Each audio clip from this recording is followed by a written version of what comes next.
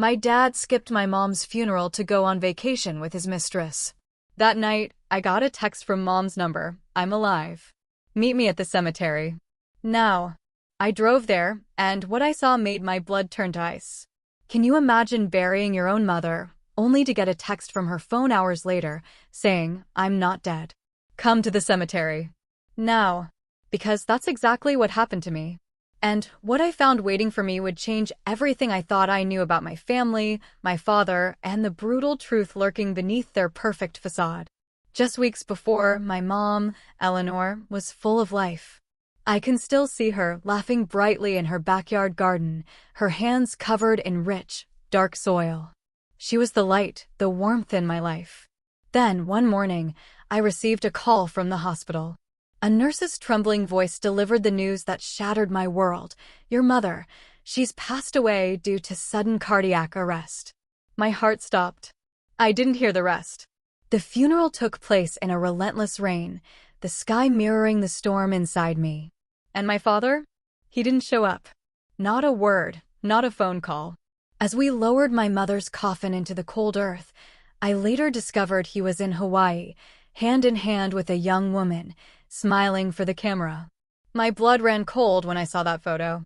He was flaunting his new chapter, while my mother, his wife of over 30 years, was being laid to rest. I stood silently before her grave, the rain washing over me, trying to convince myself it was all over. But that night, my phone buzzed, and a message from my mother's number lit up the screen. I'm not dead. Come to the grave now.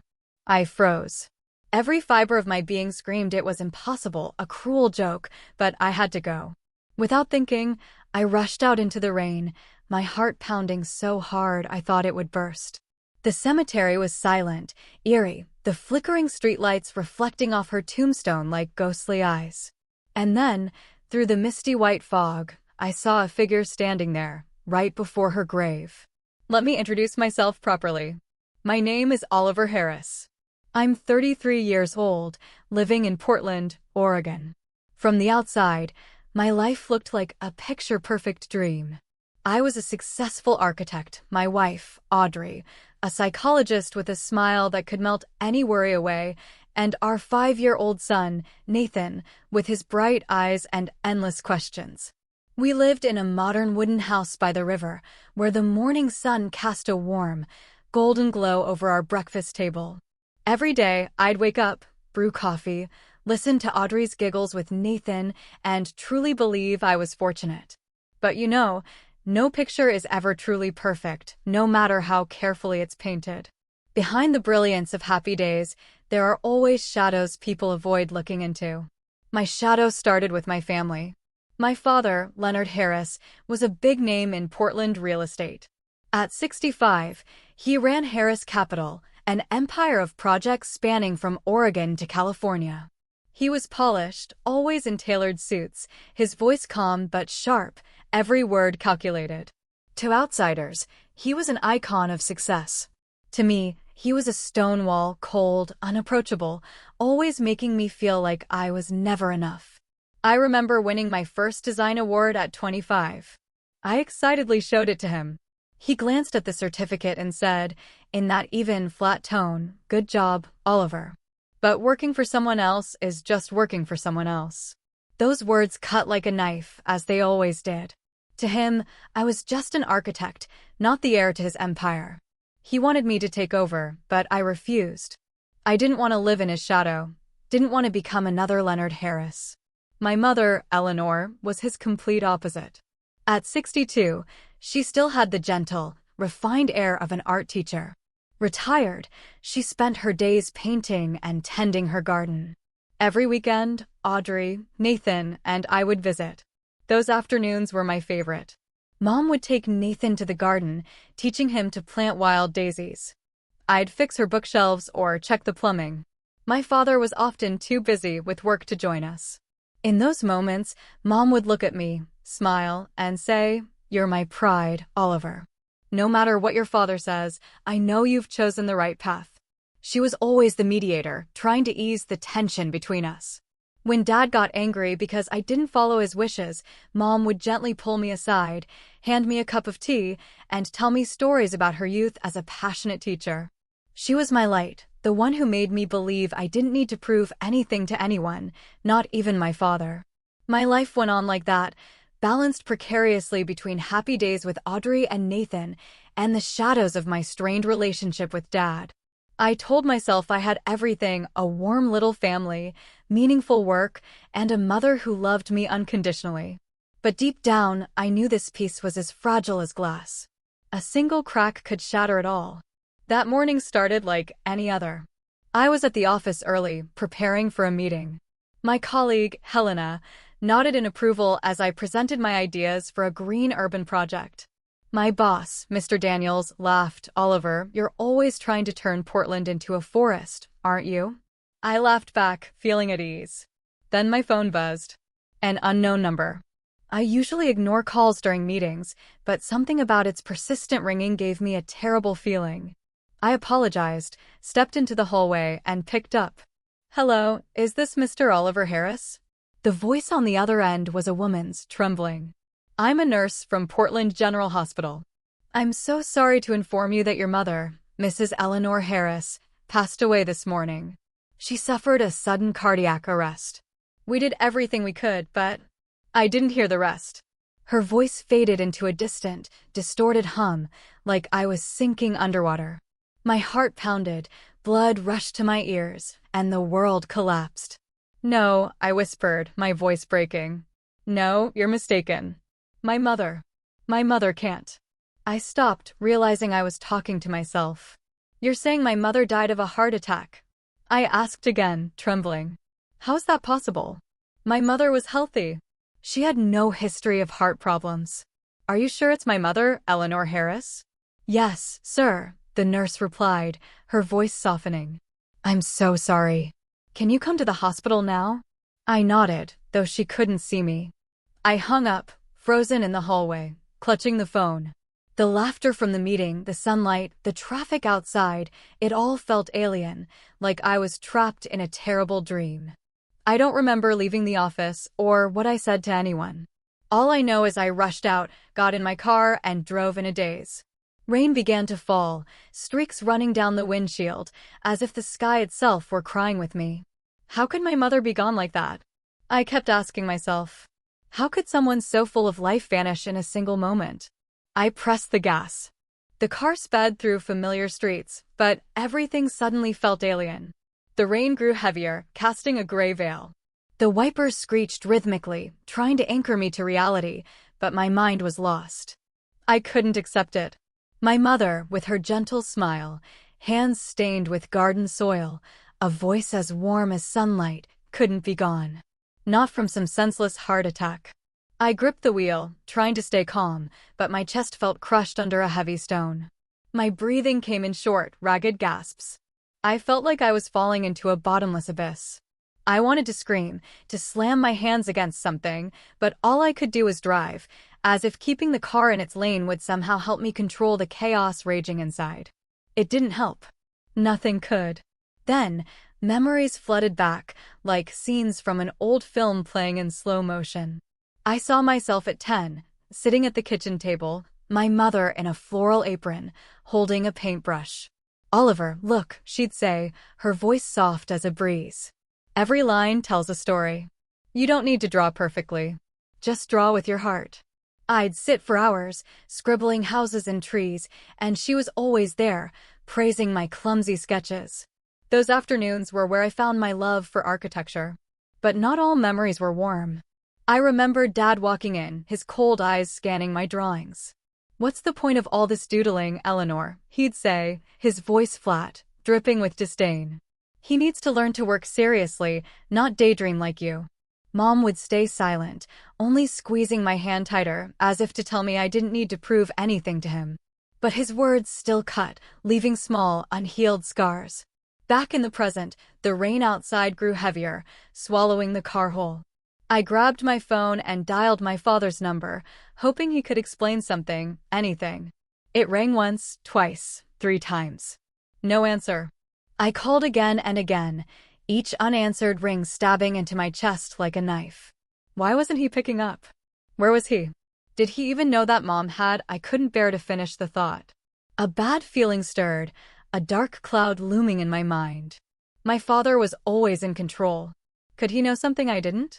The drive to Portland General Hospital felt endless. When I finally parked, my hands were shaking so badly I could barely open the door. I ran into the lobby, my breath ragged, heart pounding. The receptionist seemed to be expecting me. "Mr. Harris, this way, please." I was led down a long corridor, the sharp smell of antiseptic making me nauseous. At the end of the hall, I saw my father, Leonard Harris, in a perfectly tailored gray suit, talking to a doctor. He looked calm, too calm, as if he were discussing a real estate deal, not the death of his wife. I approached, my voice breaking. "Dad, what's going on? Is she really?" My father turned, his eyes cold as stone. "Oliver, you're here. The doctor was just explaining. Your mother had a heart attack, a stroke. They couldn't save her." His voice was steady. Not a trace of a tremor. Not a hint of grief. I stared at him, searching for any sign of loss. But all I saw was an impassive wall. The doctor, a middle-aged man with thin-framed glasses, spoke up. "I'm so sorry, Mr. Harris. Mrs. Eleanor was brought here this morning, but her heart had stopped before we could intervene. There were no warning signs. It was a sudden stroke." "Sudden?" I nearly shouted, startling both of them. My mother had no history of heart problems. Just weeks ago, she was playing with my son, planting flowers, laughing. How could she? Who brought her here? What happened? My father cut me off, his voice sharp. "That's enough, Oliver. Don't make a scene. Your mother is gone. Now we need to handle the paperwork and maintain the family's dignity." "Understood." He emphasized dignity, as if that were the only thing that mattered. I stood there stunned. Dignity? My mother had just died, and he was worried about dignity?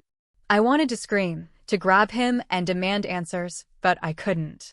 A nurse approached, handing me a bag of my mother's personal belongings, a small wallet, the pearl earrings she loved, and a handkerchief embroidered with daisies. I clutched the handkerchief, feeling like my heart was being crushed. The faint scent of her perfume lingered on the fabric, as if she were still somewhere close by. My father turned away, pulling out his phone, stepping into the hallway to speak with someone. I watched his back, a chill running down my spine. Something wasn't right. He was too calm, too detached. The woman he'd lived with for over 30 years was gone. Yet there he stood, signing papers, making calls, as if it were just another day at the office. I sank into a chair in the waiting room, Mom's belongings in my lap. The hospital corridor was cold, the sounds echoing like they came from another world. I looked down at the handkerchief, my fingers tracing the embroidered daisies. In my mind, images of her radiant smile mixed with his cold stare. The bad feeling grew stronger, like an undercurrent pulling me under. My mother's death wasn't simple. I didn't know why, but I felt it deep in my bones. 3 days later, I stood before the cemetery, the gray sky heavy, ready to swallow everything whole. The rain had stopped, but the air was damp, as if the heavens themselves were holding their breath to bid my mother farewell. I had handled everything for the funeral. My father didn't help at all. He called the night before, his voice curt. "I'm tied up with some paperwork for the estate. Can you handle it?" I clenched my teeth, replying yes, though inside I wanted to scream. How could you be so heartless? She was his wife. I stood at the gate, greeting relatives and Mom's old friends. They hugged me, offered condolences I couldn't fully process. Eleanor was a wonderful woman. She left us too suddenly. We'll miss her smile. Each word felt like a knife, reminding me she was truly gone. But what stung even more were the whispers. Where's Leonard? Why isn't he here? It's strange. A husband not attending his wife's funeral. I heard them, but kept my head down, trying to maintain that damned dignity my father demanded. I didn't want them to see our family as a broken drama. Audrey stood by my side, her hand gripping mine tightly. She didn't say much, just squeezed gently, my anchor in the storm. Nathan, dressed in a black suit too big for him, looked around in confusion. "Daddy, where's Grandma?" he asked, his voice clear, innocent. I knelt, pulled him into my arms, fighting back tears. "Grandma, she's in a beautiful place now, buddy. She's planting daisies in heaven." He nodded, but I knew he didn't understand. How could a 5-year-old comprehend such a loss? When her coffin was brought out, my legs felt like stone. The oak casket was covered in white daisies, her favorite flower. I walked behind it, each step heavy. People bowed their heads, some sobbing, but all I could hear was the pounding of my heart. As it was lowered into the grave, I couldn't hold back. Tears spilled over, hot, streaming down my cheeks. I missed her. Her departure was too sudden, too senseless, like a book torn apart mid-story. Audrey wrapped her arms around me, whispering, "You're not alone, Oliver. I'm here. Nathan's here." I nodded, but inside, I felt hollow. I wanted to scream, to demand why she had to go, why no one could explain, but I just stood there, watching as shovelfuls of earth covered the coffin, burying a part of my life along with it. My father never showed. Not a call, not a text, not a single word of concern. I had hoped, even just a little, that he'd appear at the last moment, if only to maintain the facade of a grieving husband. But no. Leonard Harris chose absence. His absence was a slap in the face, a betrayal of everything my mother had sacrificed for this family. When the funeral ended, Audrey and I took Nathan home. Our wooden house, once filled with laughter, now felt suffocatingly silent. Audrey made me a cup of tea. "Are you okay?" she asked, her eyes full of worry. I shook my head, unable to speak. I picked up my phone, scrolling aimlessly, searching for something to hold on to. Then I opened my father's social media page, something I rarely did. His posts were usually photos of real estate projects or wine-tasting events. But this time I froze. A photo appeared, Dad, in a white suit, standing next to a young woman, far too young, maybe just in her 30s. They stood on a balcony, smiling brightly, wine glasses sparkling under the lights. The caption was short, but it cut like a knife, a new chapter in life. The blood rushed to my head. My breath caught in my throat. My mother had been buried hours ago, and my father, her husband, was publicly flaunting a new chapter with a stranger. I gripped the phone, wanting to smash it, to scream, to confront him right then. Audrey noticed the change in my expression. "Oh well, what's wrong?" I handed her the phone, speechless. She looked at the screen, her eyes widening, then slowly dropping, as if she, too, couldn't believe it. The pain inside me erupted into rage, like a wildfire. I stood up and walked to the bookshelf, where I kept an old, framed wedding photo of my parents. In the picture, Mom was young and radiant in her white dress, and Dad, though stern, looked at her with what I once thought was love. I touched the frame, my fingers trembling. "Mom," I whispered, "what happened to you? Why is he doing this?" My gaze hardened. A part of my heart turned to ice. The bad feeling was no longer a subtle current. It was a storm roaring in my chest. My mother's death wasn't random. I had no proof, no answers, but I knew, deep in my core, that the truth was being hidden. And I, Oliver Harris, would not stop until I uncovered it all.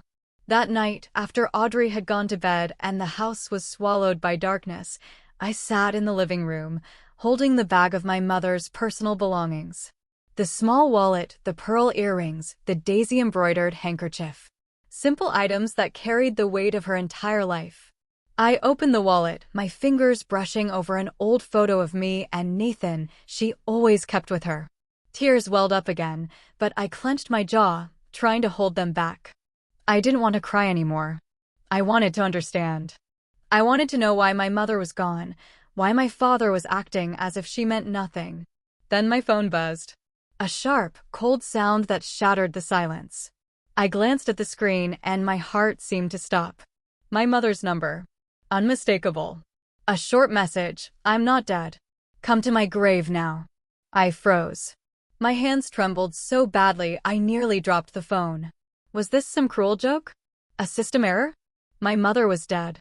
I had seen her coffin lowered into the grave, felt the cold earth cover her. So, where did this message come from? I stared at the screen as if it would give me answers. Then, with shaking hands, I called the number back. It rang once, twice, then cut off abruptly, as if someone didn't want to answer. I called again and again, but only silence responded. A powerful instinct surged within me, like a fire igniting in my chest. I stopped thinking. I jumped up, grabbed a flashlight, threw on a raincoat, and rushed out the door. Audrey was still asleep, and I didn't want to wake her. I didn't know what I was doing, only that I had to get to the cemetery. I had to find the truth. The car sped through the night, light rain blurring the windshield. The road to the cemetery was pitch black, lit only by my weak headlights. I gripped the wheel, my heart pounding as if it might burst. The cemetery loomed before me, cold and eerie. Rows of tombstones faded into the dim light like silent specters. I parked the car and stepped out, the rain soaking through my coat, chilling my skin. The flashlight beam cut through the darkness, illuminating the path to my mother's grave. Each step felt like it carried 1,000 pounds, but I couldn't stop. I had to know. I had to see. As I approached the grave, I froze. A figure stood there a few meters away, right in front of the freshly covered tombstone. A frail, trembling silhouette, but achingly familiar. I aimed the flashlight, and the beam lit up her face. My mother. It was her. Thinner, her hair matted from the rain, but her eyes still bright, still warm, still my mother. I stood rooted to the spot, unable to breathe, unable to believe my eyes. This couldn't be real. My mother was dead. I had buried her. "Oliver," she whispered, her voice faint but clear. Then she broke into sobs, her frail shoulders trembling. I rushed forward, wrapping her in my arms, tears streaming uncontrollably. She felt so real. It was overwhelming. The warmth of her body, the faint scent of her perfume, the embrace I thought I'd lost forever. I trembled, crying and holding her tightly, terrified that if I let go, she'd vanish like a dream. "Mom, Mom," I could only repeat, my voice breaking. How are you alive?" She took my hand, her fingers cold but firm. She looked into my eyes, her gaze a mix of pain and resolve. "You can't tell anyone I'm alive," she whispered, her voice trembling as if afraid someone might overhear. "I'll explain everything to you, Oliver. I had a reason to fake my death." I was stunned. 1,000 questions flooded my mind. A plan? Who helped her do this? Why did she have to fake her death? And why me? Trusting me with this message? I wanted to ask, to understand, but no words came out. The rain continued to fall, light and cold, cloaking us in a thin veil of mist. We stood there beside her freshly covered grave, in the dark cemetery, like two lost ghosts in a surreal story. Fear and mystery enveloped me. But in that moment, I knew one thing. My mother was alive. Suddenly, she grabbed my hand, pulling me away from the dim glow of the flashlight.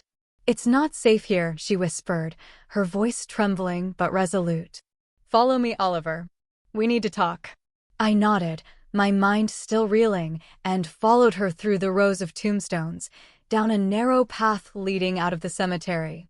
The rain soaked through my coat, but I didn't feel the cold.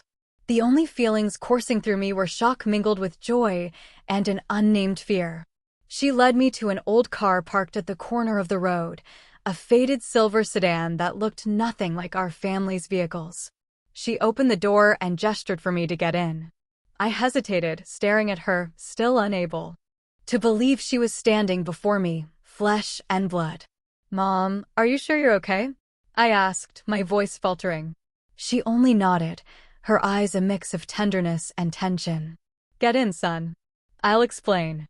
We drove off into the night, my mother behind the wheel, while I sat beside her, still clutching the daisy-embroidered handkerchief. The house she took me to was tucked away in a corner of Portland's outskirts, hidden behind rows of old oak trees.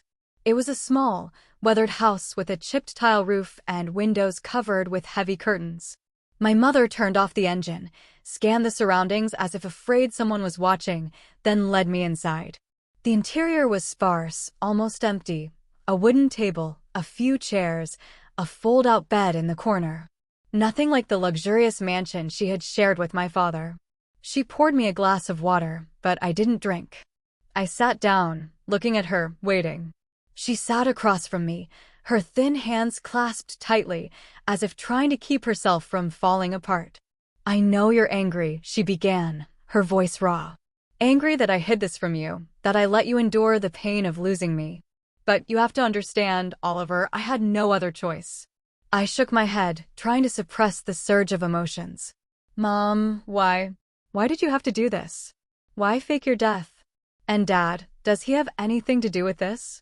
Just mentioning my father made my blood boil. The image of him with that young woman in the social media photo cut into my heart like a knife. My mother took a deep breath, her eyes darkening as if sifting through painful memories. "It started a few months ago," she said. "Your father, he changed, Oliver. He became colder, more ruthless. I discovered he was having an affair with a young woman, someone named Vanessa who works at his company. He wasn't just sneaking around. He was blatant about it, as if he wanted to humiliate me." I clenched my fists, trying not to interrupt. I had suspected as much after seeing that photo, but hearing her confirm it felt like a punch to the chest. She continued, her voice trembling with anger and pain. "When I confronted him, he didn't deny it.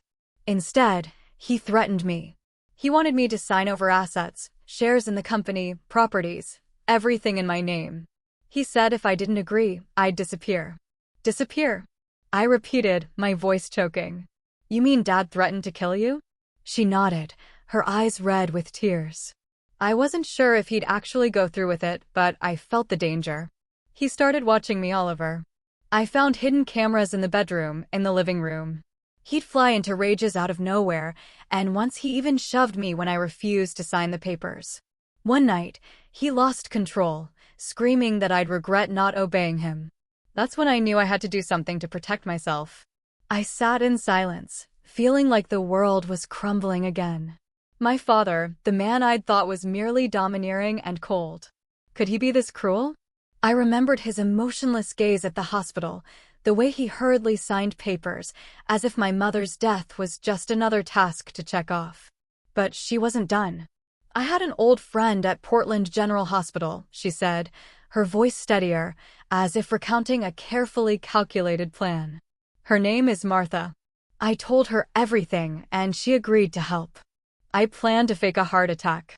The housekeeper didn't know anything, so when I collapsed, she panicked and called for help immediately. Everything went as planned.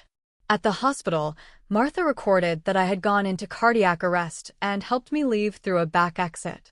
They used a mannequin to substitute the body. Everyone, including your father, believed I was dead." I listened, my head spinning. "Mom, you planned all of this? But why didn't you tell me? Do you know how much it hurt to think you were gone?" My voice broke, torn between anger and love. I thought of the sleepless nights, the tears at the funeral. She had let me endure it all without a single hint. She lowered her head, tears streaming down her cheeks. "I'm sorry, Oliver. I wanted to tell you, but I couldn't take the risk. Your father, he's too dangerous. If he suspected even the slightest thing, I don't know what would have happened. I chose you because I knew you wouldn't abandon me, because you're the only one I trust." I looked at her, my heart torn in two. I pitied her, this woman who had to stage her own death to survive. But I was also angry. Angry at being kept in the dark. Angry at my father, the man I called Dad, for pushing her to this point. The image of him in his perfect suit with that cold smile now felt like a threat. I'd once thought he was just controlling, but now I saw he was far more dangerous. She gripped my hand, her eyes resolute. "I had no other choice, Oliver. Faking my death was the only way to survive and make him let his guard down. But now I need you. We have to uncover the truth before he finds out I'm still alive." I stood frozen. Each word from my mother cut through the shock, gripping me like a knife. Outside, the rain pounded relentlessly on the tin roof, mingling with the ragged breaths of my mother and me. The dim yellow light cast shadows on her gaunt face, highlighting the lines of fear and resilience. I looked at her, the woman I thought I'd lost forever, and felt a fire ignite in my chest. Pain, rage, and love for my mother fused into a cold, sharp determination. I would protect her. And I would make my father, Leonard Harris, pay for what he'd done. But I knew this wasn't the time for impulsive actions. If my mother was right, if my father was truly as dangerous as she said, we needed evidence, a solid plan. I gripped her hand tightly, my voice low but steady. Mom, I'll do whatever it takes to help you, but I need to know what you want me to do. Where do we start? She sighed, her eyes scanning the bare room as if searching for an anchor. We need evidence, Oliver. Evidence of what he's done. Not just to me, but everything he's hidden in the past. Your father is careful, but he's overconfident now. He thinks I'm dead. That no one stands in his way. This is our chance. I nodded, though my mind was still in turmoil. I wanted to scream, to confront him right then, but I knew she was right. We needed to act smart, not emotional. I'll keep this secret, Mom, I said, my voice steadier than I expected. I won't tell anyone. Not even Audrey or Nathan. But you have to promise me you won't disappear again. I couldn't handle losing you a second time. She gave a sad smile, gently stroking my cheek as she did when I was a child. I promise, Oliver. From now on, I won't hide anything from you. Returning home that night, I felt like I was living in two worlds. One was the warm wooden house by the Willamette River, where Audrey and Nathan slept peacefully, where I once thought everything was perfect. The other was a dark storm where my mother had to fake her death to survive, where my father, the man I called Dad, might be far more ruthless than I ever imagined. I slipped into the house quietly, careful not to wake Audrey. She lay in bed, her breathing steady, but I couldn't join her. I sat in the living room, staring at the framed photo of my mother on the small altar, wondering how I could keep this secret from the wife I loved more than anything. The next morning, I tried to act normal. I brewed coffee, made toast for Nathan, and drove him to preschool. Audrey looked at me, her eyes full of concern. Are you okay, Oliver? She asked, her hand resting lightly on my shoulder. You look like you haven't slept all night. I forced a smile, trying to hide the tension. I'm fine, honey. It's just, I'm still not used to Mom being gone. Audrey hugged me, and I felt a pang of guilt for not telling her the truth. But I had promised my mother. I couldn't take the risk. Not because I didn't trust Audrey, but because I feared any small mistake could put my mother in danger. Meanwhile, my mother stayed hidden in that suburban house, contacting me only through an encrypted phone provided by an old friend. Each time I received a message from her, my heart raced as if I were living in a spy thriller. Don't call directly, she instructed. Only text when necessary. And be careful, Oliver. Your father isn't easily fooled. While my mother lived like a ghost, my father, Leonard Harris, was reveling in a lavish lifestyle. I monitored him through social media, and each post stabbed my heart anew. There he was, on a yacht in California, arm around Vanessa, smiling as if he'd never lost his wife of 30 years. Another post from Vegas with a cocktail in hand and a caption, "Freedom is living true to yourself." I gripped the phone, wanting to smash it, but I knew I had to stay calm. My father was overconfident, just as Mom said. That was our advantage. I decided to use his absence to act.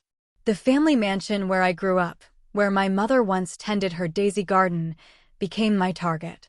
I knew my father had a private study where he kept important documents. If there was any evidence of what he'd done to my mother, it would be there. One evening, after Audrey and Nathan were asleep, I drove to the mansion. The night was pitch black, with only faint streetlights illuminating the road. I still had a key, but I didn't want to turn on any lights or draw attention. I stepped inside, my heart pounding, feeling like a thief in my own childhood home. My father's study was on the second floor, behind a heavy oak door with an electronic lock. Fortunately, I knew the code, my mother's birthday. A detail that now felt both bitter and ironic. Inside, the room was as I remembered, a large wooden desk, shelves filled with file binders, and the faint smell of leather. I began searching, careful not to disturb anything. The drawers were full of contracts, invoices, routine business documents. But I knew my father wasn't that simple. He always hid important things where no one would think to look. After nearly an hour, I noticed a panel on the wall behind the desk that seemed out of place. I tapped it lightly and heard a hollow sound. My heart raced. Using a letter opener, I carefully pried the panel open. Behind it was a small, old safe with a combination lock. I tried several combinations, my father's birthday, my mother's, mine. None worked. Finally, I tried their wedding anniversary, and the safe opened with a dry click. Inside was a treasure trove of dark secrets. I found bank statements showing massive transfers to offshore accounts, Switzerland, the Cayman Islands, places I'd only heard of in financial scandals. There were forged contracts with my mother's signature, transferring shares and properties I knew she'd never agreed to. But what chilled me to the bone was a small USB drive, an old stack of newspapers, and a few cassette tapes. I plugged the USB into my laptop, my hands trembling. An audio file appeared, recorded over 20 years ago. I pressed play, and my father's voice came through, harsh and filled with anger. "You think you can control me forever, Charles?" he shouted. "This fortune belongs to me, not you or your daughter." The responding voice was my grandfather's, Charles, calm but firm. "Leonard, you won't touch a cent unless Eleanor agrees. You know that." The argument escalated, with my father's threats growing darker, until the recording cut off abruptly. I opened the stack of newspapers, my heart pounding. They were local papers from over 20 years ago, with headlines about a car accident that killed my grandparents. I remembered my mother telling me, her voice heavy with grief, that they died during a business trip. At the time, I thought it was a random tragedy. But now, piecing together the recording, my father's resentful tone, and the timing of the accident just days later, I began to suspect. Was my father directly involved? Did he do something to seize my mother's inheritance? I photographed everything, backing up the data to my phone and a spare hard drive. Then I drove back to the suburban house, my heart heavy. When I told my mother, she sat silently, her trembling hands clutching her glass of water. "I always suspected," she whispered, tears streaming down her face. "I always felt my parents' deaths weren't normal, but I had no proof, and I couldn't bring myself to believe Leonard could go that far." I took her hand, feeling the world crumble again. "Mom, we're not just dealing with a cheating husband," I said, my voice shaking with anger. "We're dealing with someone who might have been hiding crimes for 20 years. She nodded, her eyes no longer just filled with sorrow, but burning with resolve.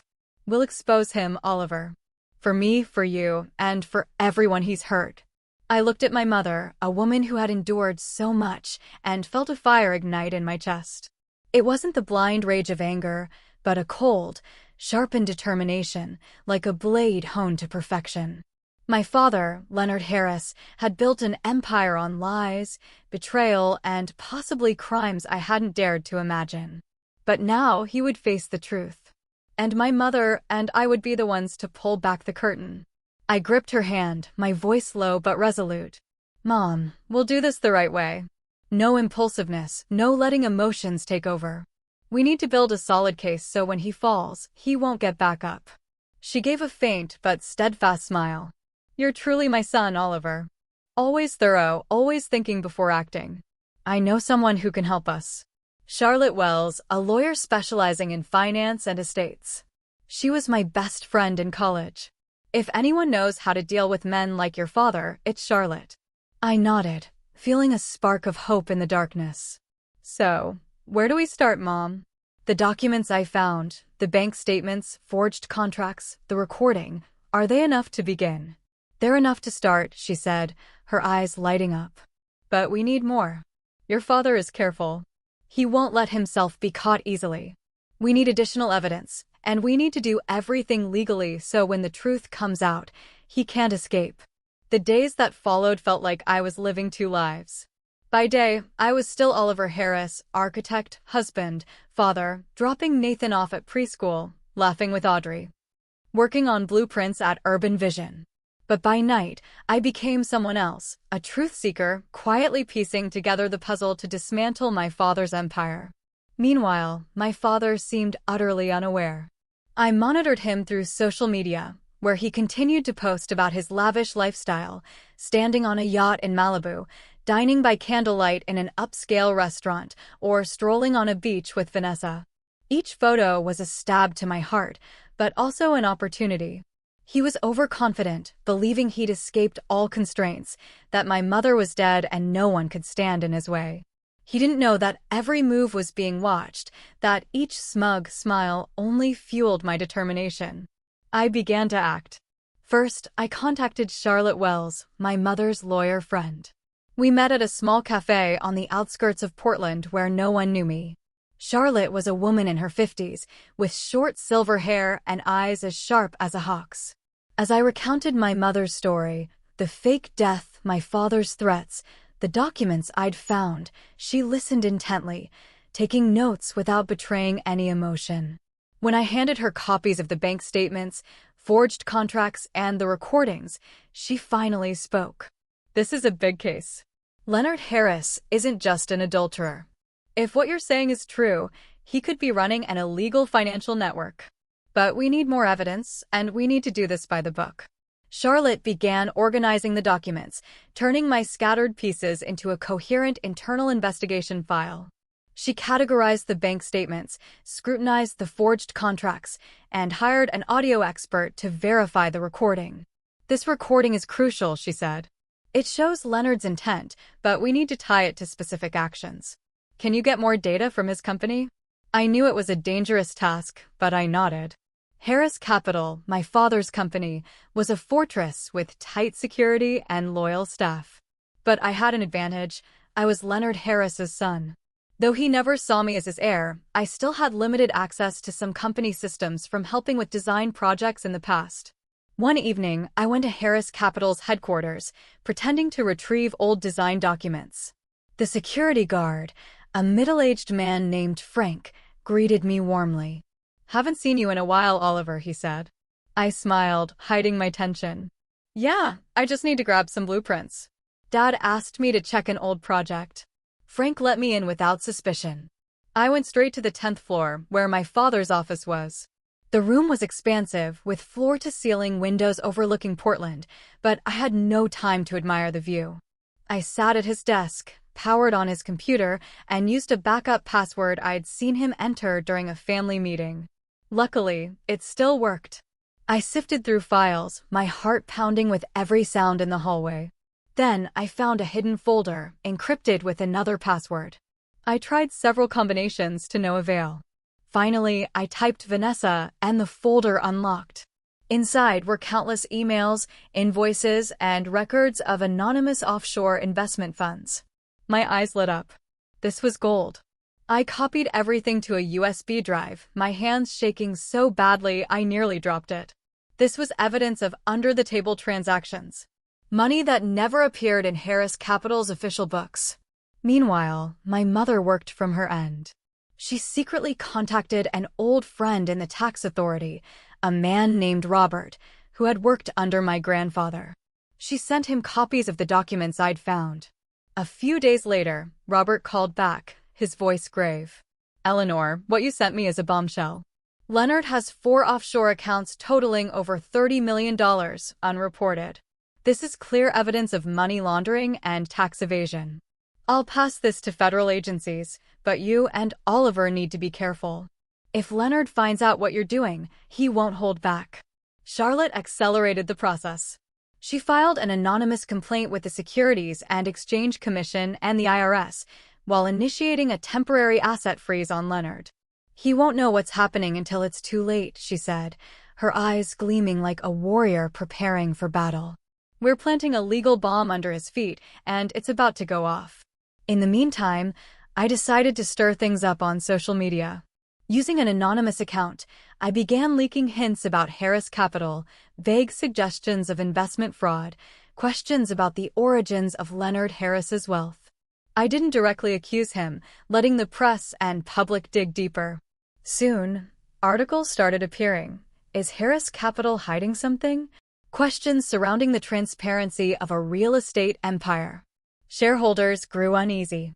The company's stock dipped slightly, and I knew my father was starting to feel the pressure. One morning, I received a message from Charlotte. "The FBI has launched a federal investigation. They're reviewing all the documents we sent. Leonard doesn't know yet, but he'll be summoned soon." I sank into a chair, gripping my phone, and whispered to myself, now he'll know what it feels like to lose control. Meanwhile, my father continued his vacation.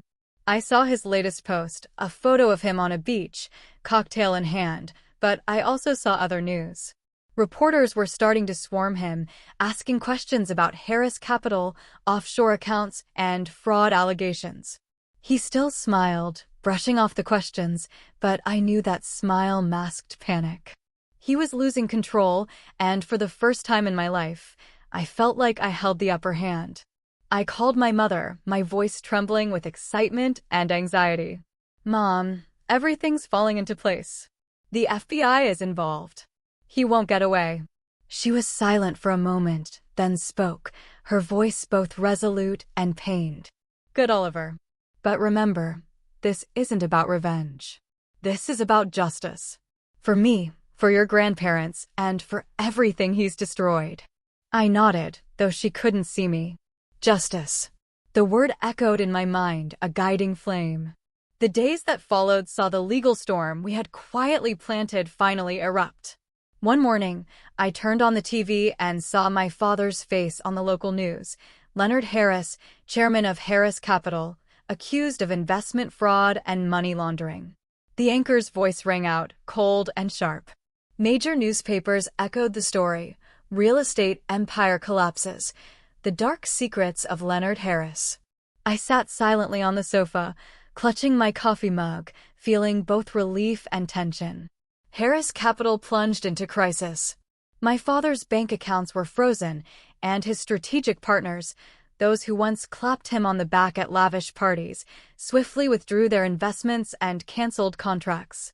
The company's stock plummeted, and social media was flooded with critical posts and angry comments from shareholders and clients. My father, the man who always controlled everything, was now cornered like a beast backed against a wall. I imagined him somewhere, perhaps in a luxury hotel, reading the headlines, realizing his empire was crumbling piece by piece. I received a message from Charlotte. Leonard has returned to Portland. He's trying to contact lawyers, but no one will take his case.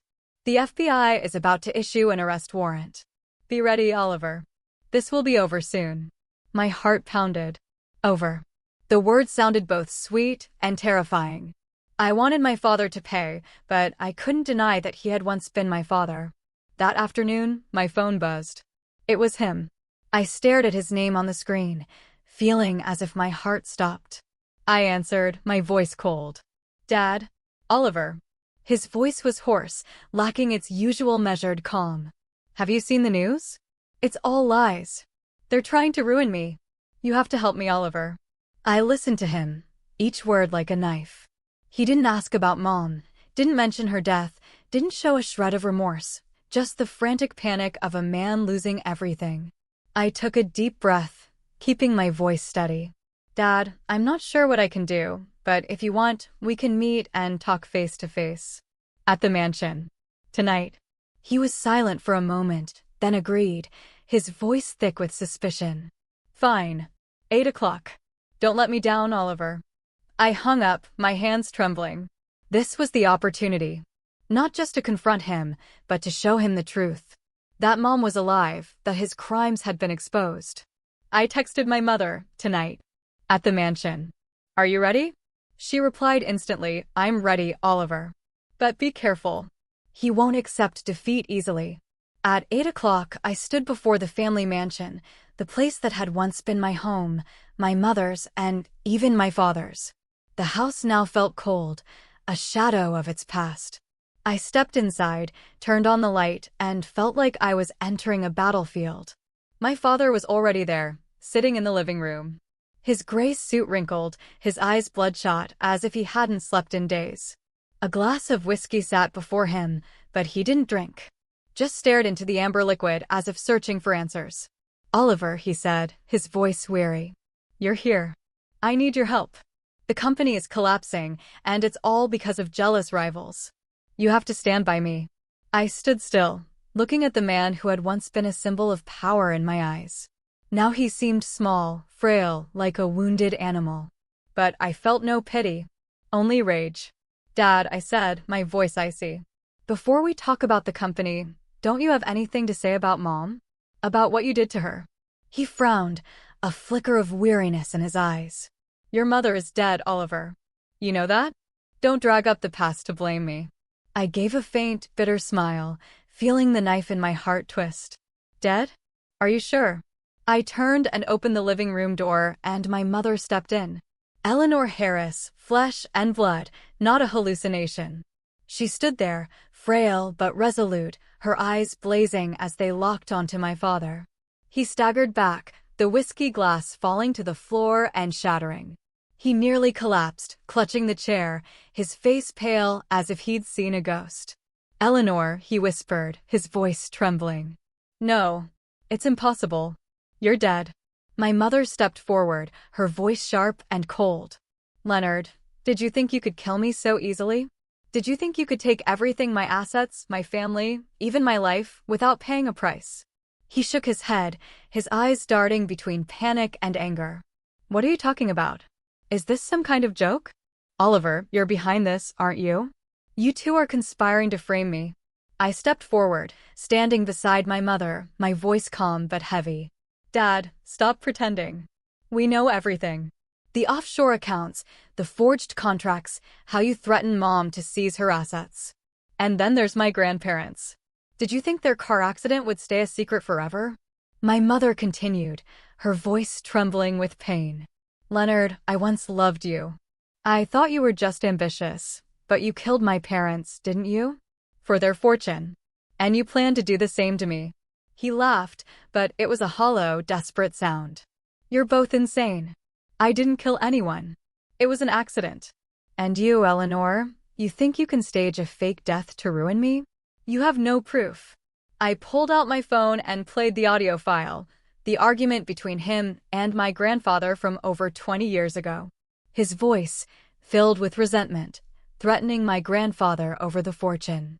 As he listened, his face paled, but he still tried to shout, "That proves nothing. You're slandering me." But before he could say more, the wail of police sirens sounded outside. The door burst open and federal agents stormed in, guns holstered, their eyes cold. An officer stepped forward, holding up an arrest warrant. Leonard Harris, you're under arrest for money laundering, investment fraud, and accessory to murder. He was handcuffed right there, in the house that had once been a symbol of his power. Reporters were already waiting outside, cameras flashing, capturing the moment the man once hailed as Portland's icon of success was led away like a criminal. As he was escorted out, my father turned back, his eyes a mix of hatred and desperation. You'll regret this, Eleanor, he growled. But my mother stood there, silent. Her eyes no longer filled with pain, but with the quiet resolve of someone who had won. But that was only the beginning. The case against Leonard Harris quickly became a national media frenzy. Morning and evening news, major newspapers, viral social media posts, all focused on him. No longer the successful entrepreneur, but the mastermind of a dark financial network. The charges were laid out clearly: money laundering, investment fraud, tax evasion, and accessory to the deaths of my grandparents. My mother and I were called as key witnesses at the trial. The day we entered the courtroom, my heart pounded, not out of fear, but from the realization that this was the final moment to confront my father. The room was packed, reporters, lawyers, and former business partners of my father, now looking at him with unfamiliar eyes. He sat in the defendant's chair, his gray suit wrinkled, his hair noticeably whiter, his face gaunt. He didn't look at me or my mother, only stared down, his eyes empty like a man who had lost everything. When my mother took the stand, I saw her stronger than ever. She recounted everything, the years of threats from my father, the times he pressured her to sign documents, her suspicions about my grandparents' deaths. Her voice didn't waver, didn't falter, as if all her pain had transformed into strength. I had to fake my death to survive, she said, looking directly at my father. But I didn't do this for revenge. I did it to protect my son, to protect what was left of my family. My father lowered his head further, offering no response, no defense. I knew he had nothing left to say. When it was my turn, I stood and looked at my father one last time. "You once said I wasn't good enough," I said, my voice calm but sharp. "But I don't need your approval. I just need my mother to be safe and the truth to be revealed." He finally looked up, his eyes hollow, as if his soul had abandoned his body. I didn't know if he felt remorse, but I knew one thing: the man before me was no longer my father. The trial ended with a 30-year prison sentence. All of my father's assets were seized, and Harris Capital officially went bankrupt. Several senior employees were investigated for their involvement, and the dark financial network my father had built over years was completely dismantled. The press called it the biggest scandal Portland has ever seen. But for me, it wasn't just a case. It was the end of a nightmare and the beginning of a new chapter. After the trial, my mother and I became the center of attention. The media dubbed her the woman who returned from the dead, turning her story into a symbol of resilience. My mother, with her gentle but resolute nature, chose to step away from the spotlight. She sold the old mansion, the place that had once been a home, but also a prison in her final years with my father. The proceeds from the sale were donated to a foundation supporting women affected by domestic abuse and financial manipulation. "I don't need that house anymore," she told me, her voice soft. "It only reminds me of the days I lived in fear." She moved to a small house on the Oregon coast, where she lived peacefully, planting wild daisies and painting. Each time I visited, I saw her in the garden, hands covered in dirt, her smile as radiant as ever. She taught local children how to paint, sharing stories about finding beauty in simple things. Watching her, I knew she had reclaimed herself. No longer a shadow of Leonard Harris. I changed too. I left urban vision, no longer wanting to be tied to large corporations. Instead, I opened a small studio called Eleanor Designs, specializing in green spaces and community housing. My goal was simple but clear: build homes where people felt safe, not feared returning to. Each project was a way to heal, not just for myself, but for others who had lived in houses full of wounds, like my mother and me. When Audrey learned the full truth about my mother and what I had done, she was speechless with shock. "Oliver, why didn't you tell me?" she asked, her eyes red with tears. I took her hand, apologized for keeping her in the dark, and explained that I didn't want to pull her into danger. She hugged me, whispering, "I'm proud of you, but don't ever hide anything from me again, okay?" I nodded, feeling a weight lift from my chest.